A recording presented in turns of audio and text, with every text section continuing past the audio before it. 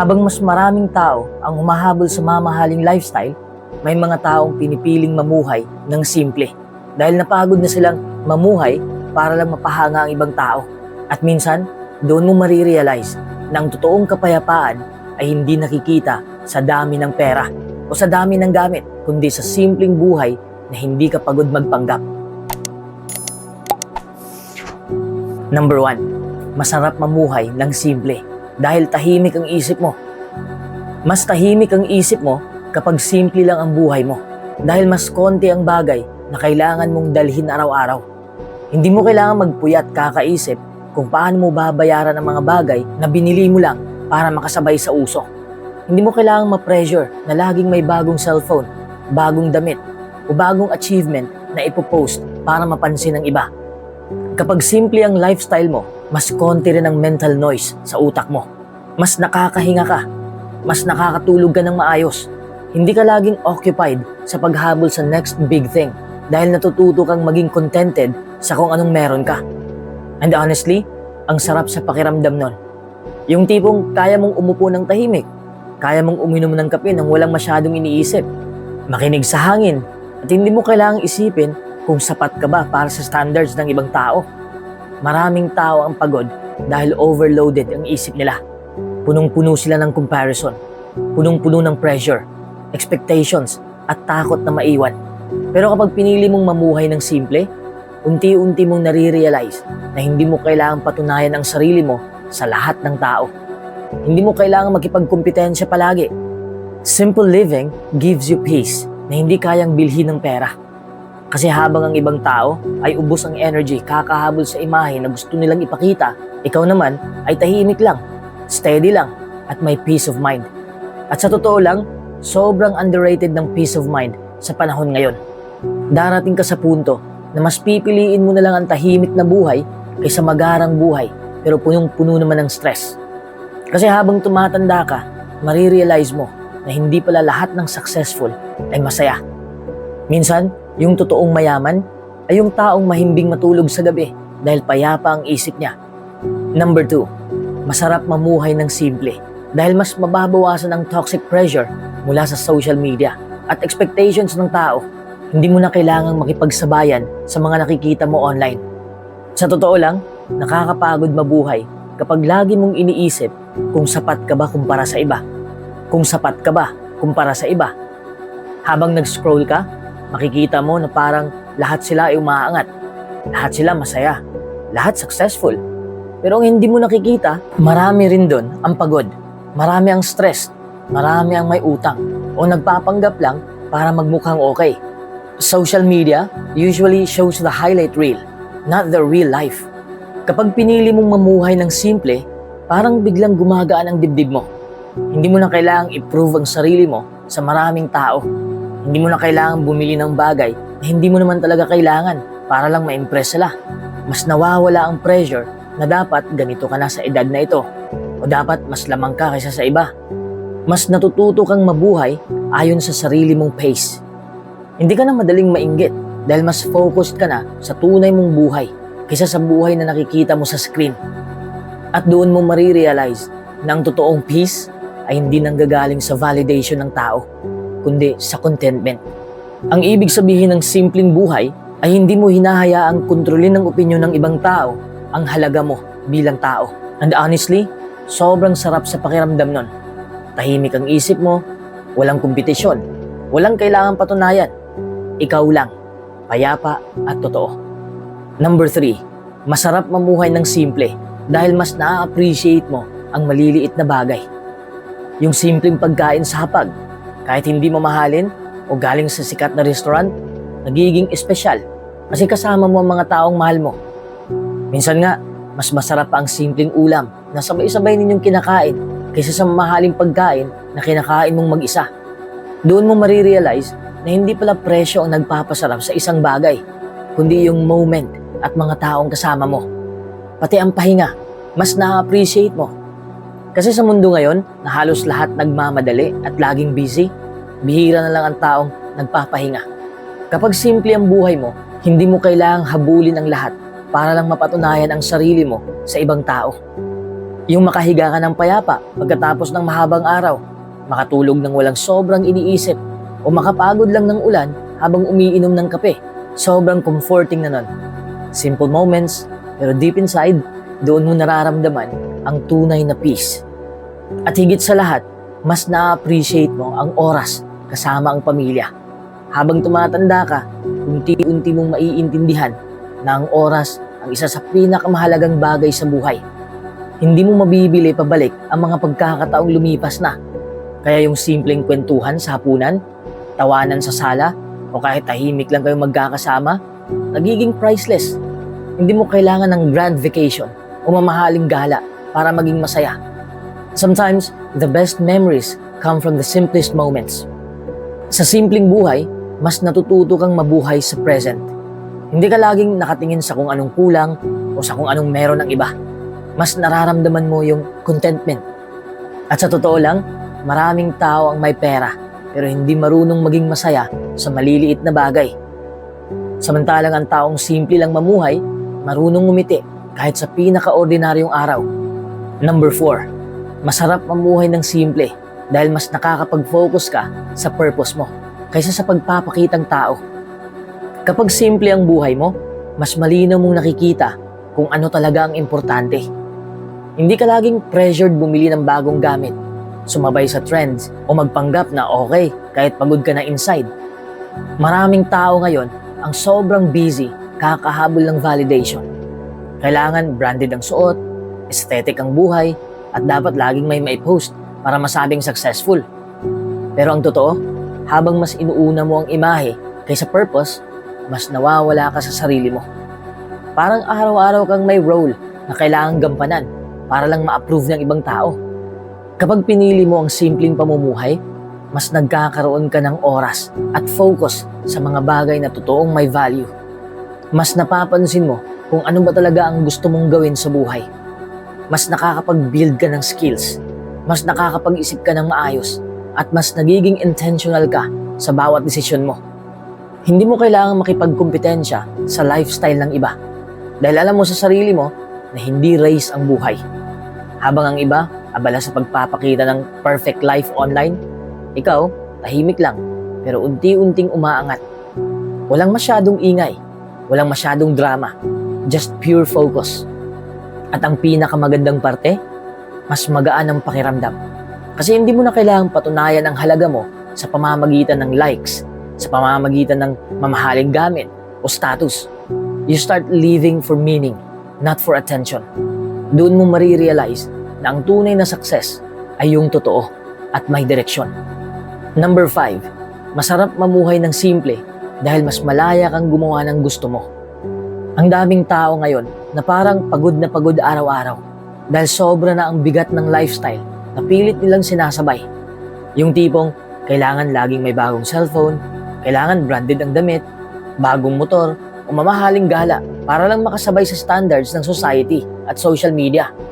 Pero ang kapalit nun, stress, overthinking, bills, utang, at minsan nawawala na yung tunay na saya dahil ang buhay ay umiikot na lang sa kailangan mong kumita para mabayaran ang lahat. Kapag simple ang buhay mo, iba yung pakiramdam.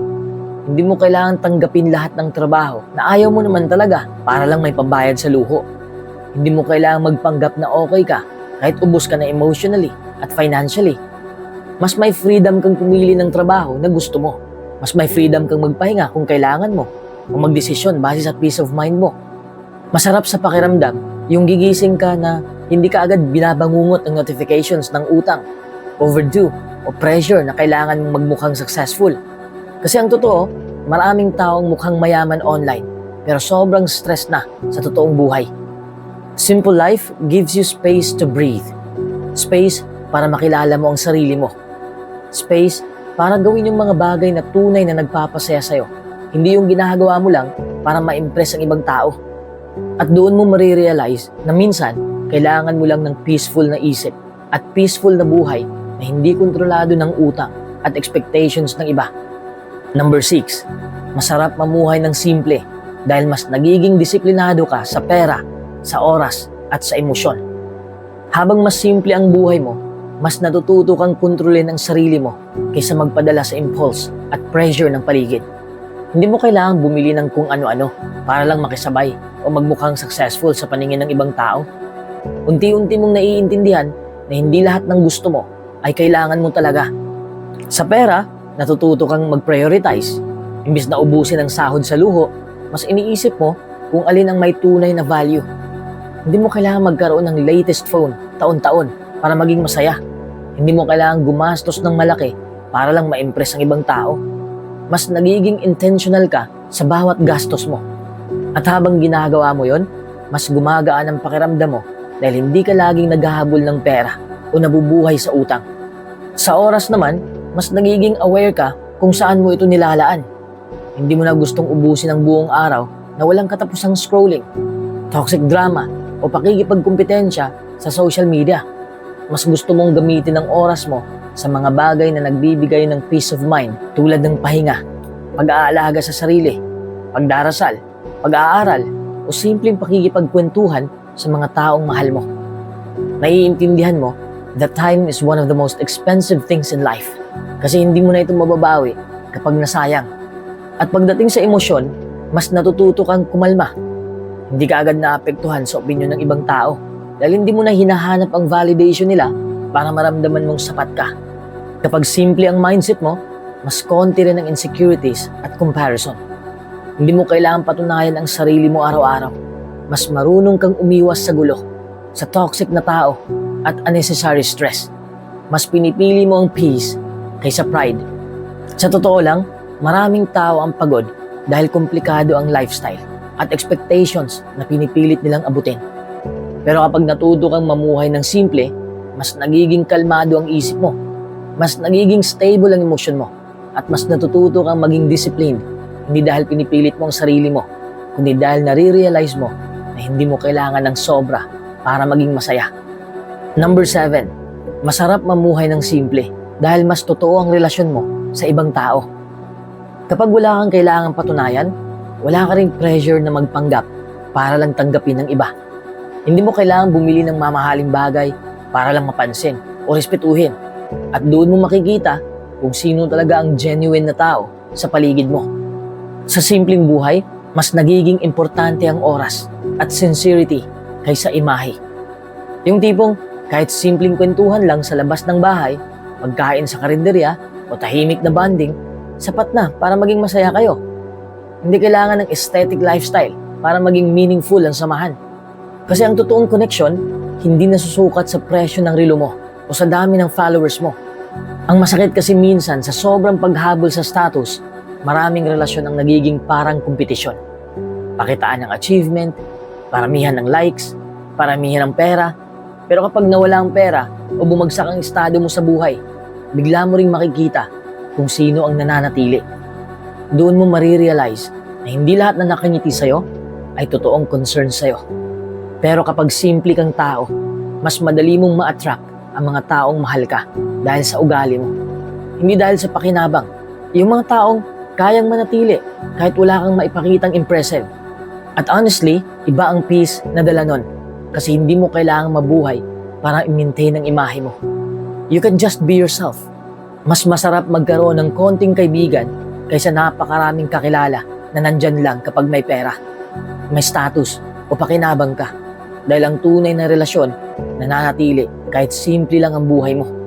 Number 8, masarap mamuhay ng simple dahil mas madaling makabangon kapag may problema dahil hindi komplikado ang buhay mo. Kapag simple lang ang pamumuhay mo, mas konti ang bagay na kailangang buhatin kapag dumating ang pagsubok. Hindi mo kailangang isipin ang napakaraming utang, fake image na pinapakita sa tao o pressure na panatilihin ang lifestyle na hindi naman talaga para sa'yo. Kapag may problema, hindi ka agad parang nalulunod. Oo, masasaktan ka pa rin, mapapagod ka rin, pero hindi ka totally nawawasak dahil simple lang ang pundasyon ng buhay mo. Ang totoo, maraming tao ang hindi lang problema ang nagpapabigat sa kanila, kundi pati yung komplikadong buhay na sila rin ang gumawa. May mga taong isang maliit na problema lang, parang katapusan na ng mundo. Bakit? Kasi sabay-sabay nilang pasan ng utang, expectations ng ibang tao, pressure sa social media, At yung imahe na kailangan lagi silang mukhang successful, nakakapagod yon. Parang araw-araw kang may performance na kailangan panindigan. Pero kapag simple kang tao, mas mabilis kang huminga ulit pagkatapos ng bagyo. Marunong kang bumalik sa basics. Kahit mawalan ka ng pera, marunong kang mamuhay nang hindi maluho. Kahit mawala ang validation ng tao, okay lang kasi hindi doon umiikot ang halaga mo. Kahit mag-fail ka, hindi ka totally durog dahil hindi nakabase ang identity mo sa achievements lang. Simple living gives you emotional space to heal. Hindi crowded ang isip mo. Hindi ka masyadong attached sa material things. Kaya mas madali kang mag-let go at mag-move forward. At minsan, doon mo marirealize na ang tunay na lakas ng tao ay nasusukat sa kakayahan niyang bumangon kahit konti lang ang hawak niya. Kaya habang ang iba ay sobrang stressed kakahabol sa perfect life, ikaw naman ay matatag. Hindi glamorous, pero peaceful. At honestly, malaking yaman na yon sa panahon ngayon. Number 9, masarap mamuhay ng simple dahil mas madaling maging kontento at masaya sa simpleng pamumuhay. Sa panahon ngayon, parang laging may pressure na dapat mas marami kang pera, mas maganda ang gamit mo, mas sosyal ang lifestyle mo, at mas successful ka kaysa sa iba. Pero habang mas hinahabol mo ang lahat ng mga bagay, mas napapagod ka rin emotionally, mentally, at minsan pati spiritually. Kapag simple lang ang buhay mo, mas natututo kang maging grateful sa maliliit na bagay. Yung simpleng tahimik na umaga, masarap na kape, kwentuhan kasama ang pamilya, o mahimbing na tulog sa gabi. Yan ang mga bagay na madalas hindi napapansin ng mga taong sobrang busy sa kakahabol ng sobra. Doon mo marirealize that happiness is not always about having everything. Minsan, nasa peace of mind lang talaga. Ang simpleng pamumuhay, hindi ibig sabihin na wala kang pangarap o tamad ka sa buhay. Hindi ibig sabihin na ayaw mong umasenso. Ang kaibahan lang, hindi mo hinahayaan na kontrolin ka ng inggit, pressure, o validation ng ibang tao. Hindi mo kailangan bumili ng mamahaling bagay para lang mapatunayan na may narating ka. Hindi mo kailangan makipagkumpetensya sa bawat taong nakikita mo sa social media. At aminin man natin o hindi, nakakapagod talaga ang laging trying to impress people. Yung tipong kailangan laging updated ang gadget, branded ang suot, o social ang post para lang masabing okay ka sa paningin ng iba. Pero kapag simple kang mamuhay, gumagaan ang pakiramdam. Mas konti ang iniisip mo, mas konti ang pressure, mas konti ang fake expectations. Mas nagiging totoo ka rin sa sarili mo. Matututo kang maging masaya kahit walang audience, kahit walang likes, kahit walang approval ng ibang tao. At honestly, yun ang isa sa pinaka-rare na klase ng happiness na yun. Yung masaya ka kahit tahimik lang ang buhay mo. Kapag simple ang buhay mo, mas na-appreciate mo rin ang mga taong totoong nagmamahal sa'yo. Hindi dahil sa pera mo, hindi dahil may maipapakita ka, kundi dahil ikaw ka. At doon mo makikita na minsan, ang tunay na kayamanan hindi nasusukat sa dami ng pag-aari, kundi sa gaan ng puso at tahimik na isip. Maraming tao ang mayaman pero hindi mapayapa. Totoo yan, maraming successful pero pagod na sa loob. Pero ang taong marunong makontento sa simple, kadalasan sila yung may genuine happiness. Hindi man flashy ang buhay nila, pero tahimik ang isip nila kapag matutulog sa gabi. At minsan, yun talaga ang totoong success. Number 10, masarap mamuhay ng simple dahil mas malinaw mong nakikita kung ano talaga ang mahalaga sa buhay. Hindi ka masyadong nalulunod sa pressure na yumaman agad, makipagsabayan, bumili ng latest na gamit, o magbukang successful sa social media. Unti-unti mong nare-realize na hindi pala lahat ng kumikinang ay importante. Darating ka sa punto na mapapaisip ka, ano ba talaga ang nagbibigay ng tunay na peace? At kadalasan, hindi pala yun mamahaling bagay. Hindi pala kailangan ng sobrang daming pera para maramdaman mong buo ka. Minsan, sapat na yung tahimik kang kumakain kasama ang pamilya mo. Yung maayos kang natutulog sa gabi nang walang iniisip na utang o taong kailangang i-impress.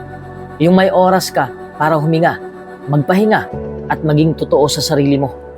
Kapag simple ang buhay mo, mas napapansin mo yung mga bagay na dati mong hindi pinapahalagahan. Tulad ng genuine conversations, Simpleng tawanan, tahimik na umaga, o kahit simpleng kape habang nagpapahinga.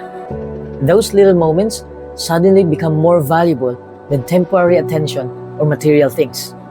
Mas naiintindihan mo rin na hindi pala sukatan ng worth mo ang dami ng pera mo, ang dami ng gamit mo o followers mo. Kasi maraming tao ang mukhang successful online pero pagod na pala inside. Samantalang may mga simpleng tao na walang maraming ari-arian pero sobrang gaan ng puso at payapa ang isip. At habang tumatagal, mas nagiging intentional ka sa buhay. Hindi ka na basta-bastang nagpapadala sa trends, comparison, o pressure ng society. You start choosing peace over pressure, quality over appearance, real happiness over fake validation. Doon mo marirealize na ang tunay na yaman ay nasa peaceful na isip, mabuting relasyon, malusog na katawan, at pusong kontento sa kung anong meron ka. Number 11, masarap mamuhay ng simple dahil konti ang inggit. Mas konti ang inggit kapag simple ang pamumuhay mo dahil hindi mo inuubos ang oras mo sa pakikipagkumpara sa buhay ng ibang tao.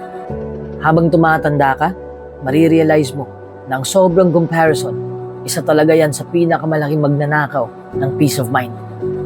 Kapag lagi mong tinitingnan kung anong meron ng iba, unti-unti mong nakakalimutan kung gaano rin kaganda ang sarili mong buhay. Ang problema kasi ngayon, halos lahat makikita mo sa social media. Everyday, may bagong achievement, bagong kotse, engagement post, travel photos, at kung ano-ano pang flex online. At kahit sabihin mong, okay lang, minsan naapektuhan ka na pala. Bigla mong mararamdaman na parang nahuhuli ka sa buhay, kahit hindi naman talaga. Parang may invisible pressure na kailangan lagi kang may maipakita para masabing successful ka rin. Pero kapag simple lang ang lifestyle mo, ito yung peace na dala nun. Hindi mo kailangang makipagkarera. Hindi mo kailangang patunayan ang sarili mo sa lahat ng tao. Mas nakakapag-focus ka sa sarili mong journey kaysa sa highlight reel ng iba. You stop chasing validation at doon nagsisimula yung totoong contentment. Mas natutunan mong ma-appreciate yung mga bagay na dati minamaliit mo lang. Doon mo maiintindihan na hindi pala kailangang maging ahead sa iba para maging masaya. At ang totoo, hindi naman patas ang comparison. Iba-iba tayo ng timeline, iba-iba tayo ng responsibilities at pinagdadaanan sa buhay. May mga taong mukhang successful online, pero pag uwi nila, pagod na pala mentally at emotionally. May mga taong maraming pera, pero walang peace of mind. Kaya habang mas pinipili mong mamuhay ng simple, mas lumalayo ka rin sa toxic cycle ng insecurity at inggit. Simple living teaches you this. Hindi mo kailangan magkaroon ng lahat para maging fulfilled. Minsan, sapat na yung tahimik ang isip mo, sapat na yung payapa ang puso mo, at hindi ka nabubuhay para lang humabol sa standards ng ibang tao. Number 12, masarap mamuhay ng simple dahil mas ramdam mo ang tunay na kaligayahan na hindi nabibili ng pera. Mas ramdam mo ang tunay na kaligayahan na hindi nabibili ng pera dahil habang mas simple ang buhay mo, mas nakikita mo kung saan talaga nanggagaling ang genuine happiness. Hindi pala ito laging nasa mamahaling gamit, branded na damit, bagong cellphone, o engranding lifestyle na ipinapakita sa social media. Minsan, nasa simpleng tahimik na umaga lang. Mainit na kape, kwentuhan kasama ang pamilya, o sa pakiramdam na payapa ang isip mo bago ka matulog. Ang problema kasi ngayon, maraming tao ang napaniwala na kailangan laging more. More money, more validation, more achievements, more followers. Kaya kahit marami na silang meron, parang may kulang pa rin. Parang may hinahabol na hindi matapos-tapos. Pero kapag natutunan mong mabuhay ng simple, doon mo marirealize na hindi mo kailangan ng sobrang dami para maging masaya. Sometimes, less is actually more. Mas masarap pala yung buhay na hindi ka laging pressured makipagsabayan. Yung hindi mo kailangang bumili para lang ma-impress ang ibang tao. Yung kaya mong ngumiti kahit ordinaryo lang ang araw mo. Kasi ang totoong saya, nasa peace of mind, nasa contentment, nasa pakiramdam na sapat ka at sapat na kung anong meron ka. At totoo lang, iba yung saya kapag wala kang pinapatunayan sa mundo. Hindi mo kailangang magpanggap na mayaman, successful, o perfect para lang tanggapin ka. You become more real. Mas nakakahinga ka ng maluwag. Mas nagiging genuine yung relationships mo. Dahil alam mong mahal ka ng tao dahil sa kung sino ka, hindi dahil sa kung anong meron ka. Habang tumatagal, maiintindihan mo na ang pinakamahalagang bagay sa buhay ay libre lang pala. Yung oras, pagmamahal, katahimikan, kalusugan, at mga taong nandyan para sa'yo. At kapag natutunan mong pahalagahan ang mga simpleng bagay na yon, doon mo mararamdaman ang klase ng kaligayahang hindi kayang bilhin ng kahit gaano kalaking pera. Number 13, masarap mamuhay ng simple dahil mas mababa ang stress. Mas mababa ang stress kapag simple lang ang lifestyle mo dahil hindi mo kailangang habulin ang mga bagay na hindi mo naman talaga kailangan. Hindi mo kailangang magpuyat kakaisip kung paano babayaran ang bagong gadget, branded na gamit, o lifestyle na pilipilit mong sabayan para lang makasabay sa uso. Ang totoo, maraming tao mukhang masaya sa social media pero sa likod nun, punong-puno ng pressure, utang, at pagod. Kapag simple ang buhay mo, mas magaan ang pakiramdam. Hindi mo kailangang magkunwari, hindi mo kailangang bumili ng mamahaling bagay para lang ma-impress ang ibang tao. You stop living for validation. Mas nakakahinga ka ng maluwag dahil alam mong kaya mong buhayin ang sarili mo nang hindi nakaasa sa imahe o status. Imagine mo yung pakiramdam na hindi ka kinakabahan tuwing due date ng bills. Yung hindi mo kailangan mag-overtime araw-araw para lang masuportahan ang lifestyle na hindi naman talaga nagpapasaya sa'yo. Ang sarap sa feeling ng simple lang ang kailangan mo para maging okay. Mas may peace of mind. Mas may oras ka para matulog ng maayos, makikipagpintuhan sa pamilya, o uminom lang ng kape nang walang iniisip na pressure. At minsan, doon mo marirealize na hindi pala nakukuha ang tunay na happiness sa dami ng gamit o sa laki ng gastos. Minsan, nasa simpleng buhay lang pala, yung may sapat kang pagkain, payapang isip, at mga taong totoong nagmamahal sa'yo kahit wala kang ipinapakitang perfect lifestyle. Number 14, masarap mamuhay ng simple dahil mas nagiging payapa ang puso mo. Kasi habang mas konti ang hinahabol mo, mas konti rin ang bagay na bumabagabag sa isip mo. Hindi mo kailangang makipagkarera sa ibang tao. Hindi mo kailangang araw-araw patunayan na may narating ka. At higit sa lahat, hindi mo kailangang mabuhay para lang ma-impress ang iba. Ang totoo, maraming tao ang pagod na sa kakahabol ng more. More money, more validation, more status, more attention. Pero habang mas lumalaki ang gusto, mas lumalaki rin ang pressure. Parang kahit anong maabot mo, may kulang pa rin. Kaya maraming may pera pero hindi matahimik. Maraming mukhang successful online pero gabi-gabi drained at anxious. Pero kapag simple lang ang gusto mo, iba ang pakiramdam. Yung simpleng pagkain kasama ang pamilya, sapat na. Yung tahimik na gabi, sapat na. Yung may oras kang matulog ng mahimbing nang walang iniisip na kompetisyon, malaking bagay na. You begin to enjoy life without always needing something expensive or grand para lang sumaya. Mas peaceful din ang buhay kapag hindi ka obsessed sa validation ng ibang tao. Hindi mo na kailangang i-post lahat para lang mapansin. Hindi mo na kailangang sumabay sa trends kahit hindi mo naman talaga gusto. You stop performing for the world at doon mo mararamdaman yung tunay na freedom. At alam mo kung ano ang pinakamagandang parte?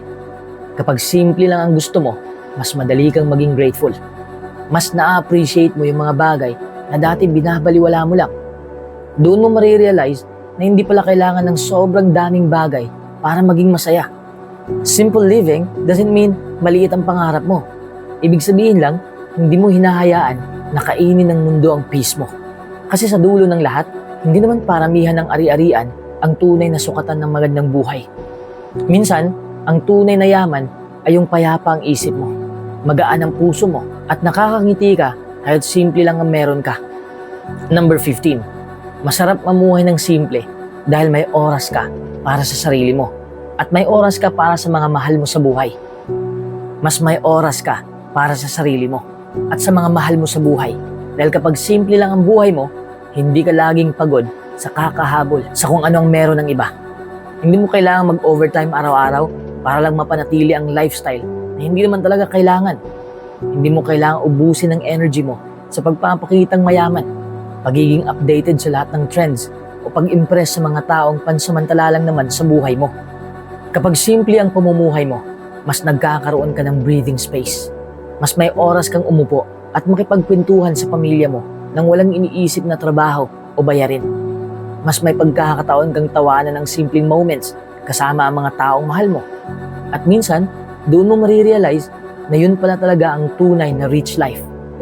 Sa sobrang bilis ng mundo ngayon, maraming tao ang busy kumita. Pero unti-unti namang nawawala ang koneksyon sa sarili at sa pamilya.